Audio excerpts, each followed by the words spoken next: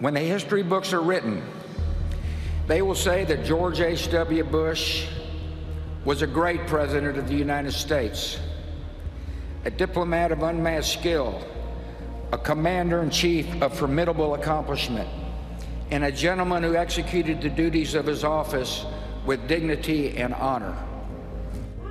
Dignity and honor, a lasting legacy for the nation's 41st president. George Herbert Walker Bush back in Texas tonight for a final farewell. This morning, hundreds gathered in Washington, D.C. for a state funeral at the National Cathedral, a ceremony replete with moments of grace and humor, much like the man it honored, celebrating a life lived in service to our nation. His son, former President George W. Bush, giving the final eulogy. George W. Bush had a very tough job. He had to be presidential and the son, and that's not easy. In his inaugural address, the 41st President of the United States said this: "We cannot hope only to leave our children a bigger car, a bigger bank account. We must hope to give them a sense of what it means to be a loyal friend, a loving parent, a citizen who leaves his home, his neighborhood, and town better than he found it." George W. Bush was the first former president ever to eulogize a former president who was his father in this fashion, and he rose to the occasion. A president who's never been known for soaring oratory, hit a lot of very important points that I think spoke to George H.W. Bush as a president and maybe more importantly as a person. In the front row, all of the living presidents and first ladies brought together in a moment of unity, perhaps President Bush's final act of service to this country. This was a rare meeting of the President's Club, the first time that all of the living presidents were in one place since the inauguration of President Trump himself. And in some ways, it was a familiar setting. A state funeral is the appropriate place for these presidents to gather together. But in other ways, it was about as uncomfortable a setting as possible because it was all happening in Donald Trump's Washington.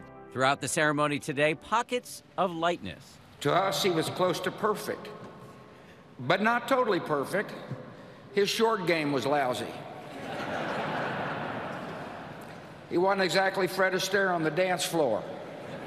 On the primary campaign trail in New Hampshire once, he grabbed the hand of a department store mannequin asking for votes. When he realized his mistake, he said, "Never know, gotta ask." A window into some of the more human and private moments of this lifelong public servant. In his 90s, he took great delight when his closest pal, James A. Baker, smuggled a bottle of Grey Goose vodka into his hospital room. Apparently it paired well with the steak Baker had delivered from Morton's. And in the crowd, this not-so-subtle exchange between the 43rd president and the former First Lady Michelle Obama. At John McCain's funeral, George W. Bush was sitting near Michelle Obama and passed her a mint. And that became, something that the Twitterverse glommed onto. So today, the minute he saw her, gave her a mint. Also on display, moments of sorrow and heartache. Your decency, sincerity, and kind soul will stay with us forever. So through our tears, let us know the blessings of knowing and loving you, a great and noble man, the best father a son or daughter could have. It's always a hope at a time like this when we can think about what it means to be a true public servant, what it means to put country high on your list. It's always a hope that people will think about that and go on to be better citizens.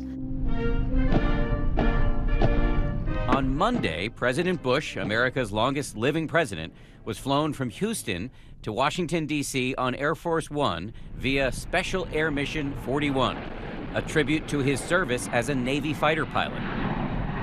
His trusty service dog, Sully, followed him along on his journey, waiting for the president on the tarmac. Thousands paying their respects in the U.S. Capitol Rotunda, including the current president and first lady. And this moment, the former Senator Bob Dole lifted out of his wheelchair for a final salute. The choreography of that final journey to Washington, D.C., and then back home to Texas, I think it's in fitting with the way that George H.W. Bush understood himself. He was a Yankee through and through, a New Englander, but it was his adopted home state of Texas that came to define him. George H.W. Bush was born June 12, 1924, in Milton, Massachusetts. He was the son of a banker who later became a politician. He was 17 when he met the love of his life, Barbara Pierce, at a Christmas dance. It would become a love story 73 years strong, the longest marriage in presidential history. Is he still the handsomest man you'd ever seen? My eyesight's getting bad. God, golly. On his 18th birthday, the young George Bush enlisted in World War II, becoming the youngest pilot in the U.S. Navy. 2 years in, he was shot down over the Pacific. I knew if I wasn't rescued, I would be captured, and it was a harrowing experience. He was rescued and made it home to Barbara. He went on to Yale, where he was captain and first baseman of the baseball team. He and Barbara had 6 children, George, Jeb, Marvin, and Neil, and 2 daughters, Dorothy and Robin, who died of leukemia at the age of 3. He was very close. I was very close to her. She adored him. What was it that pulled you back up on your feet afterwards?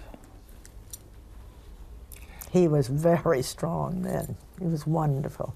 They had moved the family to Texas, where he ran a successful oil business before he entered politics. George Bush, the happy family man, is now George Bush, Republican candidate for the United States Senate. In 1980, he ran for president for the first time. Ladies and gentlemen, the next president of the United States, George Bush. Ronald Reagan went on to win the nomination and the presidency. Bush served 8 years as his vice president, and then he ran for president again and won as a moderate. I, George Herbert Walker Bush, do solemnly swear. When Saddam Hussein invaded Kuwait, it was President George H.W. Bush who pulled together a coalition of allies to launch Operation Desert Storm. Kuwait is liberated. Iraq's army is defeated. Our military objectives are met. But with the economy at home faltering, a promise he had made 4 years earlier came back to haunt him in the 1992 presidential race. Read my lips. No new taxes. He lost that bid to Bill Clinton. I just had a great feeling of letting down a lot of people that worked for me. You have this ghastly feeling you let them down, and then you get over it, and you go on with your life. Before leaving office, he penned a letter for his successor, who sat down with ABC News and read a portion of it. I wish you great happiness here. There will be tough times made even more difficult by criticism you may not think is fair. I'm not a very good one to give advice, but just don't let the critics discourage you or push you off course. You will be our president when you read this note. I wish you well. I wish your family well. Your success is our country's success. I thought it was vintage George Bush. I thought he was trying to be a citizen in the highest sense of the word. It was profoundly moving to me personally. Bush later forged a bond with the man who beat him. Together, he and Clinton raised money for the victims of the Indian Ocean tsunami and back here at home, Hurricane Katrina. I think it sent a good sign across the country that you don't have, because you run against somebody, it doesn't make you an enemy. Earlier this year, Barbara Bush passed away, her husband by her side. After Mom died, Dad was strong, but all he really wanted to do was hold Mom's hand again. President Bush spent his last summer in Kennebunkport, Maine, surrounded by family. In October, attending the wedding of his granddaughter, Barbara Bush. Family means everything to me.